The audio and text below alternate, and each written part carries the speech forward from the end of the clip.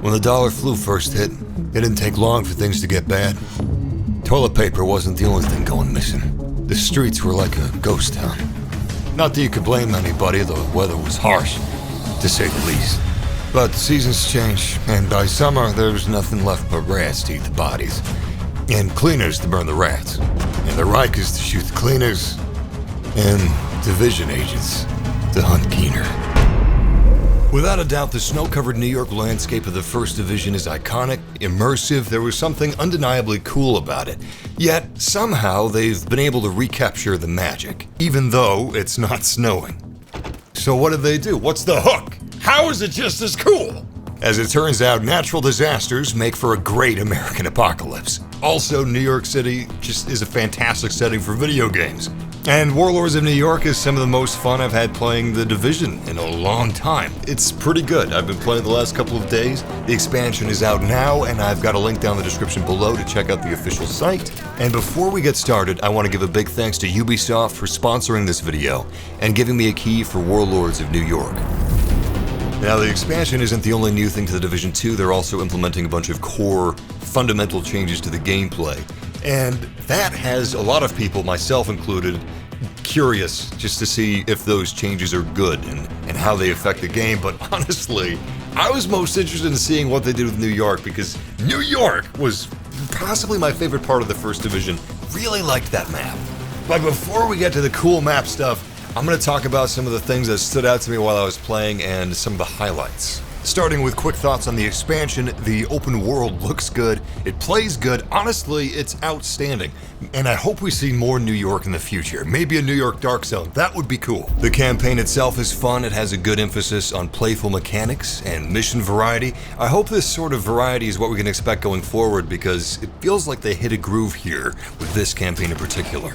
The level cap was raised to 40, but more interestingly, you know that cool looking orange watch? Well, you get a new watch. I won't elaborate how you get the watch or what the watch is because of spoilers, but the watch grants us a new system, SHD levels. Basically, it's like wearing a full suite of brand gear on top of your gear. Some of the percentages it can grant you are actually more than a gear set combined, so that definitely gives you something to work towards. But that stuff's not even the best part. They've updated the RPG and loot systems, and one of the changes they've made is genre elevating. I'm sure you know what I'm talking about. It's the recalibration bench. You can tell how good this thing is by the large amount of people always huddled around it. It's really good. But what makes it genre elevating is the fact that other developers will hopefully look at what the Division devs did with the recalibration system and maybe think about implementing it. I'm going to get into that in more depth, along with the campaign, but let's eat the dessert first, the premise and the map. Your agent is called back to New York City to hunt Aaron Keener, everyone's favorite rogue agent that always seems to be one step ahead of you. Maybe he read this script, I don't know, seems like a Keener move. Anyway, he's back, he's being naughty, and we can't have that.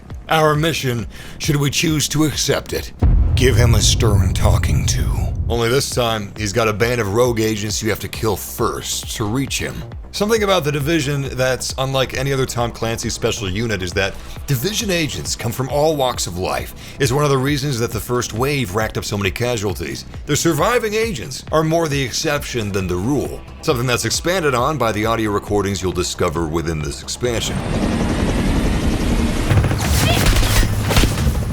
Now, like I said earlier, we may not have snow, but we have faith. I mean, hurricanes. We have natural disasters that have transformed this city. And I guess the big question for a lot of people is one season better than the other? I think that's entirely subjective, but what's objective is that the developers have learned from making DC. And from a gameplay perspective, I personally think this is their best map yet. Now, it's set in a different area. It's Lower Manhattan this time instead of Midtown Manhattan. And in my opinion, it's an area that's superior for gameplay.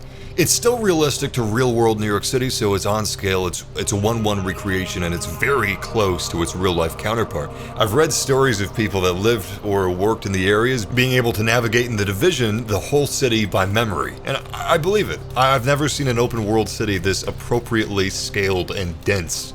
It's the most city-like city in gaming, and I find that really exciting because, like the recalibration bench, hopefully this sets the bar pretty high for future games.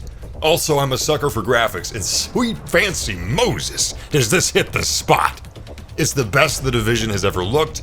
If you ask me, it's the best an open world shooter has ever looked. The cityscape has been ravaged by natural disasters. With the complete collapse of the government and its facilities, there were no support systems in place to help mitigate damage, and thus, many areas were devastated when they were hit by hurricanes. It may be the wrong season for snowfall, but we do have ash, which is brilliant. And honestly, it's kind of startling and ghastly, especially in this context, for obvious reasons. It looks pretty realistic. When you reach blocks that sustained substantial damage, like the top of this skyscraper being chipped off, the surrounding area is well and truly devastated. And not unrealistically, I might add. Which makes it actually exciting to trek across the map. There's really good landmarks. Control points return. Each district feels distinct, and you can stumble upon named enemies with rare loot. Hopefully not purple.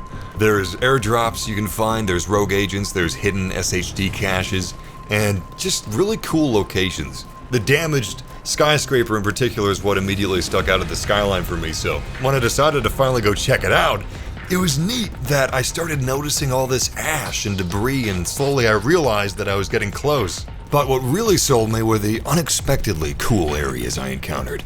Like this unassuming section that I found past the skyscraper. It's more engaging than it looks because not only was it a surprisingly gorgeous display of the lighting system, but the scale and the layout of the walkways and interiors made taking control of this control point a blast, especially when I was forced to fall back, and in doing so I discovered that I could use a nearby rooftop for a superior vantage point. It's my favorite area of the map. I wasn't expecting that. Anyway, the map's great, but this is also the most enjoyable Division campaign yet, because they weren't afraid to have fun with the premise, the mechanics, and mission variety. Keener's Warlords are pretty unique from one another, and so are their boss battles. James Dragov, for example, is allied with the Rikers. Taking him out entails a hail of heavies, hail of bullets, and alternating minigun emplacements. Vivian Conley is leading the Cleaners. Stationed in a breached oil tanker, their boss battle is like something out of Beyond Thunderdome. Theo Parnell's creepy lair looks like an abandoned building on cyberpunk life support. It's actually a pretty grimy techno look, which I found cool. Rogue striker drone detected. He also has armies of drones and a neat hologram battle. Javier Kajika's battle is absolute hell and will test the limits of your friendships. Along with getting closer to Keener, each warlord you take down grants you a sweet new skill that aligns with their respective warlord, like sticky bombs, incendiary bombs, shock traps, and hologram decoys. There's also a new skill coming in this season that you can earn by defeating another of Keener's rogue agents, an EMP sticky bomb. The skill, not the agent. I thought the campaign missions were a blast. They weren't afraid to have fun with the premise. It's got me looking forward to the Division Netflix movie with Jake Gyllenhaal. Some of these agents had pretty compelling backstories, along with Keener himself, who had some pretty good lines. I wonder how many players would align with Keener, given the chance. Do I want to know?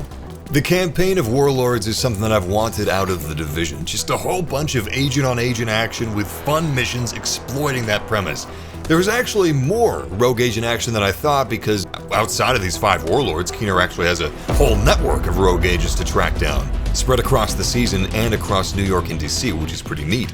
There's more to this season than that. There's a bunch of rewards and different ways to play, but for more info on the season, I would recommend clicking on the link in the description below for more details.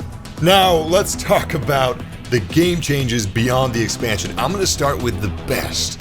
Something truly special, something smart.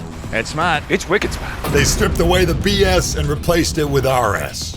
RS standing for recalibration system. Okay, it's not a great slogan, but it's a great overhaul. The recalibration overhaul allows you to extract item talents and item attributes from gear and store them permanently in your recalibration library. Attributes that you store can be used indefinitely and are not used up when recalibrating. And if you so happen to find a higher roll of a stored attribute, you can replace the old stored attribute at any time, with the UI seamlessly indicating when you have a better roll available to store in the library. Talents, stats, core stats, and mod slots will be recalibratable. So you can take an LMG with a god roll damage stat, store the stat, and apply it to another LMG later. This fundamentally changes how you treat loot, and yet streamlines it at the same time. This may be the best change to the game, and it's something that other developers should definitely pay attention to. It's honestly next level for loot systems. The loot itself is largely better. They said to have put an emphasis on quality over quantity, which I noticed, but once you hit level 40, it can be a little tough to get god rolls. But it should be tough to get god rolls, right? I don't know. Let God sort them out. I did have some issues, not with the expansion, but with the balancing of the latest patch.